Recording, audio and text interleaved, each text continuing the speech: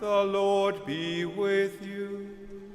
And with your spirit. A reading from the Holy Gospel according to Mark. Glory to you, Lord.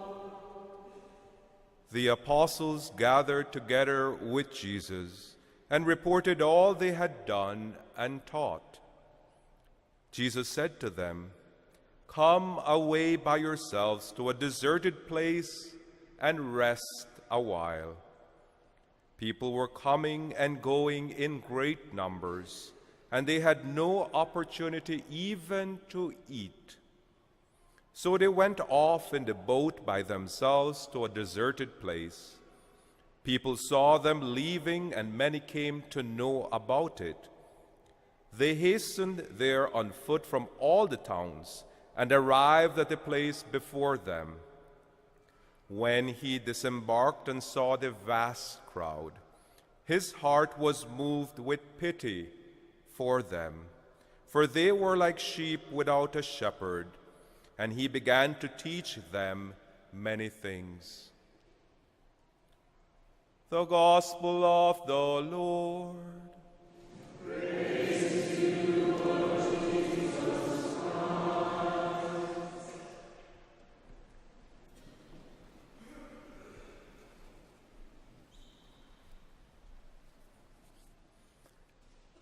Sometimes unexpected people and events teach us more about discipleship.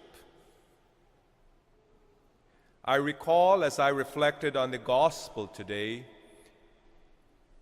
a person by the name of Paco, who made Guadalupe Street in Austin, Texas, a home.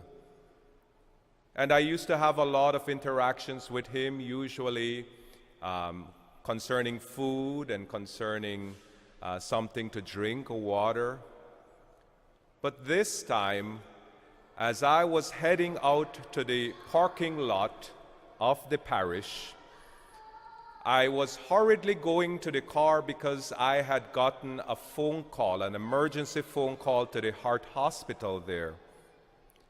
As I was heading out, I saw Paco, and Paco said, "Father," and then I said, "Paco, I don't have time right now. I'm heading to the hospital, but when I come back, I can give you food or drink, something to drink, whatever I can help you with."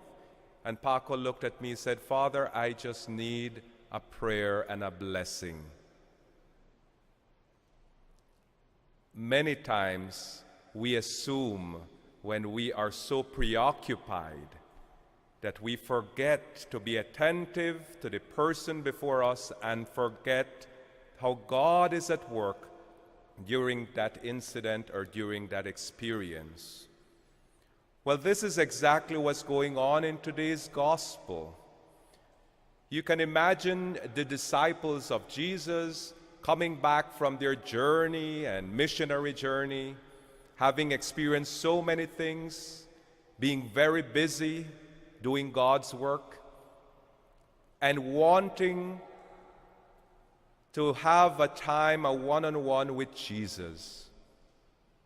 And the gospel tells us they even did not have anything to eat. They hadn't eaten already.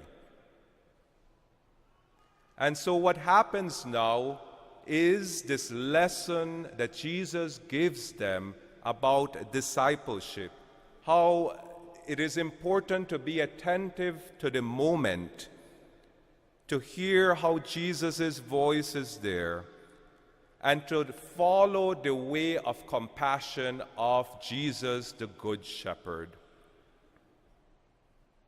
So they leave for that deserted place, and they encounter so many people, crowds with unmet needs. People who are longing to hear a voice, to hear a teaching from Jesus, who are longing for things that only Jesus could satisfy.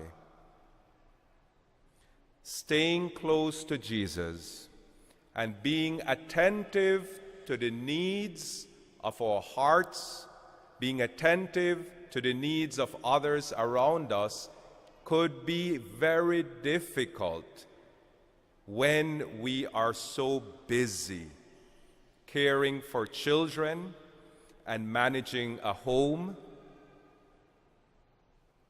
Many of our young families know that.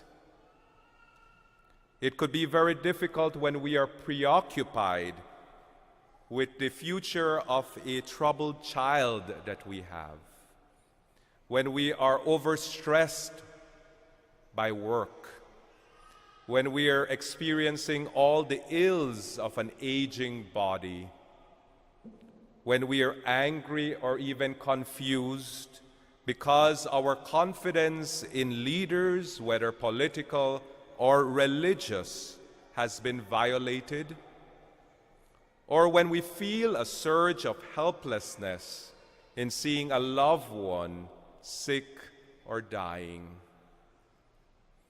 These are all situations that can derail us from being attentive to the God of the moment, to the God who gives us interruptions so that we could see the blessings around us. And there may be a temptation to want to turn inward, to want to turn toward ourselves for self-indulgence without being aware of what we are longing for, what is beneath our desires. We may need self-care, which is fine as long as we understand that the self-care be also God's way of connecting with us, and that self-care may involve the needed support of others, be our family or be it community parishioners. By connecting with God in prayer, we take time to pay attention to the world inside us and to the world outside, to the needs, unmet needs of others. Attentiveness in prayer is paying attention to the longings of our hearts, to the movement of the Holy Spirit, comforting us and creating a space for God's love to nourish and transform others through us. At times, I find myself consumed by my own needs or too eager to push my own agenda when I pray to God, that I dismiss the prayer of gratitude for the blessings that are around me, and sometimes I fail to address properly the needs of those immediately before me. Sometimes I find myself in the story of the Boy Scout who saw an elderly woman with arms full of groceries at the street corner. The Boy Scout quickly took the groceries from her, firmly grabbed her arm, and guided her across the street. As the boy gave the woman back her groceries, she politely said, "Thank you, young man, but I was waiting for the bus. Could we now go back across the street now?" Attentiveness to the needs of others around us is very important. But we first need to be attentive to our own longings and yearnings of our hearts, and attentive to the distractions that exist. Regardless, brothers and sisters, regardless of what we bring to God in that conversation as we search for meaning and answers in our lives, we can be assured that the divine presence is always with us, the Good Shepherd that is attentive and compassionate with us. Discipleship requires our response of remaining close to Jesus, to hear his voice, and being attentive to follow God's way of compassion even when things are going wrong. So the gospel today tells us that the disciples are in an uninhabited place, far from homes, and without provisions of food, except for the 5 loaves of bread and 2 fish. They have a crowd of people with unmet needs around them.